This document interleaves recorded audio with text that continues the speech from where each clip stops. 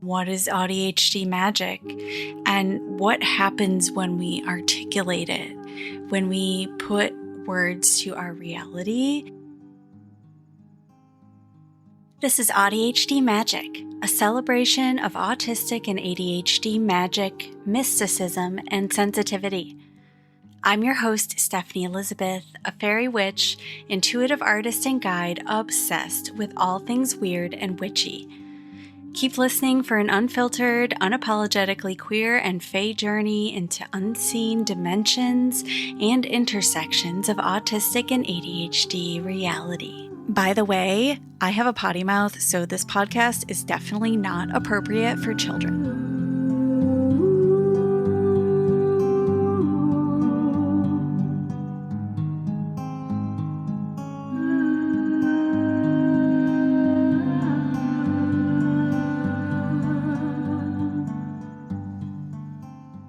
Hello, and welcome back for episode 3.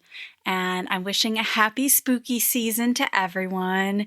As I'm recording this, Halloween is only a week away, so I thought what better time to delve into cosplay and why I've come to see it as a form of AuDHD magic. I'm actually using it right now.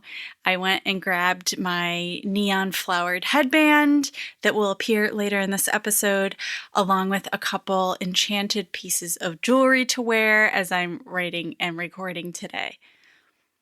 I didn't realize just how much I actually had to say on this topic until recently when I spent a day in costume at a music festival.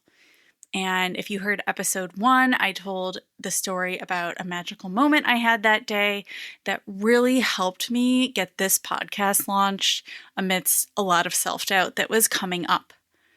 And my experience that day was so illuminating, and I've had some great personal revelations about the power of cosplay. So today I'm going to be sharing some of that, the stories, thoughts, interconnecting threads on cosplay as AuDHD magic. My cosplay story begins, of course, in childhood. Halloween has always been my favorite holiday, and I loved spooky stuff, even as a little one. I guess I've always been drawn to the paranormal. It's probably the Scorpio South Node in me. But it was also because I got to dress up in costume when it was Halloween. And back then I really only wanted to be something scary for Halloween. No Disney princesses. Age 5, I accessorized my basic witch costume with a plastic skull on a stick. I also loved to play dress up at preschool, at the local children's museum, and in the living room where I would put on impromptu performances for my family with a magic wand and an old-fashioned purple satin dress gifted by my grandmother. Some of the costumes were improvised, like when my sibling and I played figure skater, scooting across the floor in sock feet and tutus that we fashioned from plastic grocery bags.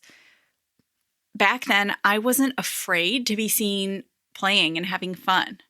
But as I grew up, my relationship to cosplay and self-expression became much more complicated.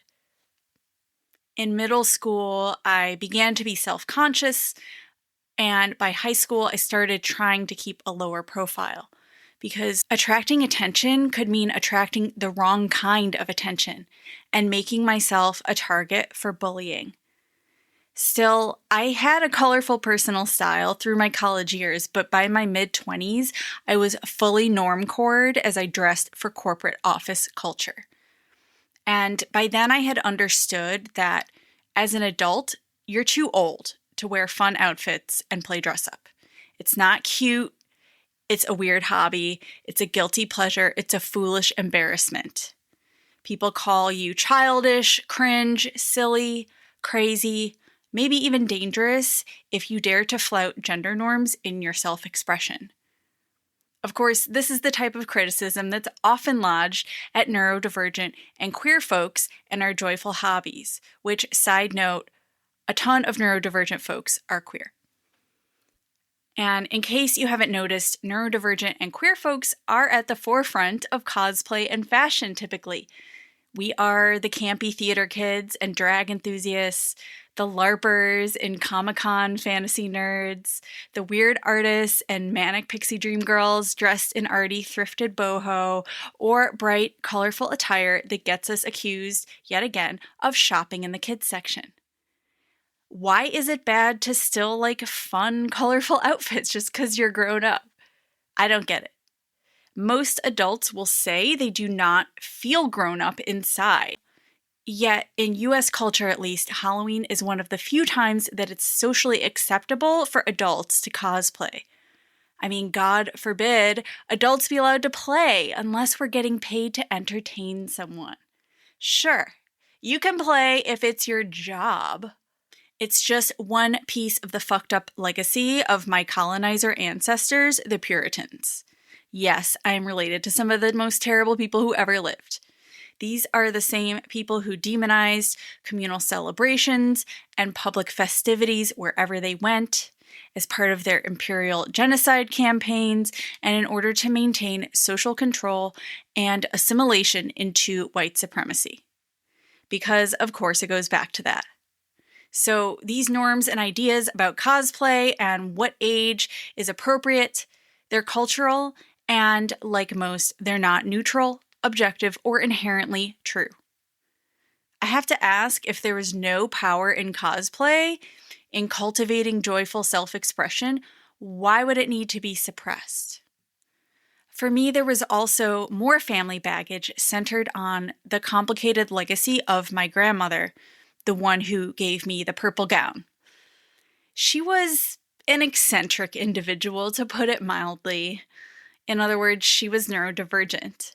She was a lover of the arts and a charming fixture in her local arts community, and attracted many friends and admirers who swanned over her wit and her daily fashion looks.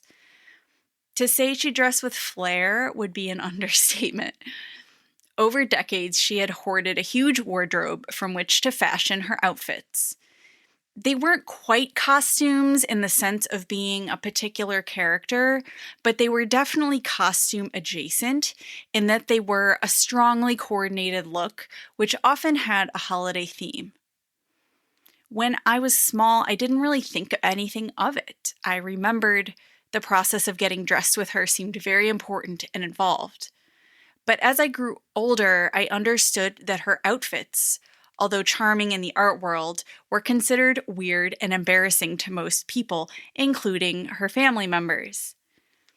Everyone in the family joked about it, and this humor was one of the few coping mechanisms that we had because my grandmother was incredibly abusive and had a fragile ego. She was born into a family of privilege and inherited wealth accumulated through their literal crimes against humanity. And from this foundation in life, she lived to her mid-90s with an apparent unwillingness or inability to center anyone but herself. And she caused great pain with her behavior, which is why I eventually went no contact with her until her death. She was the family villain, and her every attribute became tainted, including her love of fashion and her snazzy style. I internalized this notion that dressing in an eye-catching manner would make me a self-centered attention whore, just like her. On a deeper level, I learned it's not a good thing to want to be seen. It's only over the last few years that I've been able to consider my grandmother as the complex, contradictory person that she was. She had unsupported neurodivergence and untreated mental health conditions, which was a complicated matter in an era when seeking treatment, especially as a woman, even one of privilege, could mean institutionalization, forced sedation, or a lobotomy. Underneath her performance of joie de vivre, I think she was miserable because she secretly wanted to be an artist herself, and she felt trapped into conventional family life, which is a thread I have also seen in other women who came before her in this family lineage. She was born in 1927. She had really no choice but to get married, raise kids, be a housewife. And she performed conventionality on paper. She bought into the cult of proper white womanhood, and she tried to enforce it on others, even though she never truly fit the norm.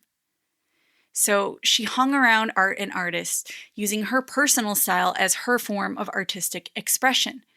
And despite how awful she could be behind closed doors, upon her passing last year, I saw the outpouring of tributes, and I realized that her colorful presence truly did bring joy and inspiration to some in her community. This is one of the reasons that as I grow increasingly fey and feral in my self-liberation process, I'm reclaiming the magic of cosplay that I feel runs in my blood. Because once I lifted away the shame and judgment about my grandmother's style, I realized that I too am a clothes horse with a natural tendency to wear overly matching outfits with a strong visual theme without even meaning to. It's not for attention, it's because I'm having fun. I have an eye for color and I take pleasure in creating new and vibrant pairings. It's something I've incorporated into my daily life and magical practice more and more over the last few years. Because for me, it's life-giving magic, and it's part of my identity as an artist. That's what inspired me to show up in costume at the festival last month. So I wanted to share all of the insights that I had that day. So this is the tale of two outfits. On the first day, I actually wore a regular outfit because I was playing it safe with my old standby strategy of hiding. I wanted to be comfortable, which meant not standing out and not being seen. Now, this was mid-September 2025, a particularly fraught moment here in the US, and I was really on edge that day. And I was extra hyper-vigilant as I observed the sea of hippy-dippy white people around us. Yes, there were plenty of costumes, fae vibes, and a fuck ton of tie-dye, as well as the scent of cannabis wafting through the air. Yet I could not relax because I was wondering who here was a Burning Man fascist? Who here was enthusiastic about RFK's eugenics agenda? My anxious autistic energy translated to awkward interactions with vendors who seemed to find me annoying if they even noticed me at all. At the end of that first day, I realized that I was making myself miserable with this hypervigilance, and I decided that I would try to let it go and have more fun on day 2. Pretty soon, a solution bubbled up from my inner guidance. Wear a costume. And I immediately decided I would spend day 2 dressed in my flower fairy finest. And right away, I felt myself relax into a sensation of joy and anticipation. It was a deliberate choice to shift my energy, but I had no idea just how profound the vibe shift was going to be and how much I would learn from this experience. So I woke up on day 2 excited to put my outfit together. I didn't have a plan, but instinctively grabbed just the right items to completely transform my look. A long green dress, rainbow sleeves from Pride, an old orange hat that I added a neon flower headband for extra pizzazz. By the way, that's the headband I'm wearing now. And the finishing touch that I used to complete the look was a long blonde fantasy wig from last year's Halloween costume. I hesitated on the wig for a second because I worried that it was going to be a pain in the ass to wear this all day. And to be honest, it did get a bit uncomfy by the end of the day, but it was totally worth it. And side note, if you're curious, you can see the full look, the before and after, in the show notes at AuDHDMagic.com. The thing is that even though I had made myself objectively less recognizable, I felt more like myself. And in this era of surveillance, it was quite a winning combination, if I do say so myself. Arriving at the festival grounds that day, I felt a whole sense of euphoria and playfulness take over. amplified by the fact that my partner stepped out of their comfort zone to also wear a fun, eye-catching outfit. The joy was infectious, and I noticed that people were catching glimpses of us. Folks walking by smiled and complimented our outfits. Some even approached us specifically to say how much they loved the vibrant colors we had going on. It felt like we were welcomed into the community in a completely different way. As I took some solo time to explore the festival, I felt myself walking taller and sporting a genuine smile instead of my usual resting bitch face. My interactions with vendors took on a completely different vibe from my experience the day before. And that's when I began to realize that cosplay could be an amazing masking strategy and social support. Because the costume did most of the heavy lifting for me. I felt people immediately perceived me as fun and friendly, and that was an energy they mirrored back to me.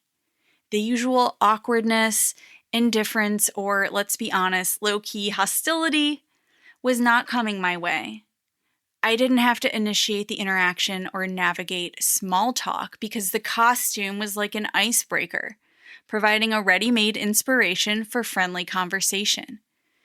People seemed eager to talk to me, exchanging pleasantries and telling me how cute my outfit was. It wasn't until the man handing me my sandwich paused, looked me in the eyes, and said a heartfelt, "You have a wonderful day," that I realized it wasn't just the costume as a whole. With the wig, I was experiencing the blonde effect. And as a lifelong brunette with a few ginger interludes, I had forgotten that blondes do have more fun. Now, this may be taboo to admit, but I think I was benefiting from an increase in pretty privilege. For a time in my early 30s, after I had a glow up, I had experienced a drastic improvement in the treatment I received everywhere I went. That time in my life made it abundantly clear to me that pretty privilege is very real. Yet, as I have aged into my 40s and left my gray hair undisguised, I have faded back into quasi-invisibility. But with the wig and the outfit, I still got it. While I was browsing vintage wares, one of the owners came up to tell me she had seen me walking by earlier and she loved my outfit. The other owner scurried over to join in, asking, "Are you an artist? Wasn't I talking with you last night in the line for the bathroom?" She was not. Later, another Fae cosplayer wearing wings walked by and said to me, "You're such a fairy." And I felt so seen because the costume was amplifying my vibe. It made my inner self more legible to others, which made it easier to actually connect and attract my fellow fairies. It was an alternative to masking and a curated self-presentation that actually facilitated authentic connection rather than a hollow performance of normalcy. I'm still so tickled by the paradox that hiding my true appearance under a costume somehow made me more visible as who I really am. In the past, I had learned that being seen meant danger, but in this case, I felt safer because people approached me with goodwill. It felt like a more empowering, less gatekeepy take on the adage to dress for the job you want. And in this case, it was fairy witch extraordinaire. I truly feel like I found the hack to living my best Libra life without my usual Virgo rising aura getting in the way that people seem to find oddly intimidating. In itself, this feels like such a Fae concept. In mythology, the Fae are often adept at shape-shifting and glamour magic, presenting a curated appearance to deceive or manipulate unwitting humans. Not unlike that daily process of masking my autistic and ADHD traits that I've been practicing since childhood. While I didn't have a nefarious intent with my costume that day, I did feel like a benevolent trickster in the Fae sense of the word. At the festival, I truly understood that cosplay is not just for my own personal enjoyment. It's a way of spreading joy and magic to others. It was very clear that I was brightening people's day with my costume, and I think that's a good thing. We need joy, we need fun, humor, play in this life, especially as the system tries to grind us all down into dour, compliant worker bees. Certainly, there are environments where my vibrant self-expression would not be welcomed, spaces where I may be seen as the crazy fool like my grandmother was. To be honest, neurodivergent folks have likely been seen as foolish for a long time, yet there have always been those who value our so-called foolishness. Even if no one says a word, being colorfully myself also invites others to do the same, most notably my fellow neurodivergent folks. And that is something I can feel really good about because life is hard enough as it is. We need some play. And in this case, I also inspired my partner, who got to have a positive new experience of being seen. Was it truly just the costume that did all this, or was it the way the costume allowed me to inhabit my body differently and move through the world with my light shining? I can't say for sure, but I'm just glad that I fooled around and found out. Have you experienced the magic of cosplay or ever noticed how your self-expression ripples out to the people around you? If so, I'd love to hear about it in the comments. And if not, I strongly encourage you to try it out and see for yourself. Because as my friend and colleague Andrea Renee recently said, the world desperately needs more crazies and fools. Thank you for listening in today, and until next time, take care and stay magical.